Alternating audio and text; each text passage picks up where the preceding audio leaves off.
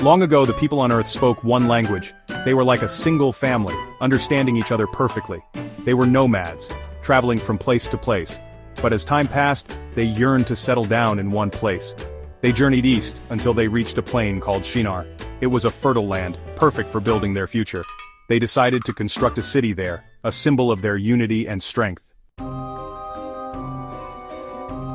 At the center of their city, they planned a magnificent tower. This tower would reach towards the heavens, a monument to their achievements. It was a project of immense scale, fueled by their desire to make a name for themselves. They believed this tower would grant them fame and prevent them from being scattered across the earth. God saw what they were doing, observed their ambition and pride. He knew their hearts, understood their desire to reach the heavens was a sign they were forgetting their place. He knew that their unity, while seemingly a good thing, would lead them to become too powerful, forgetting the importance of humility and respect for the divine. God decided to intervene, to remind them that they were not gods themselves.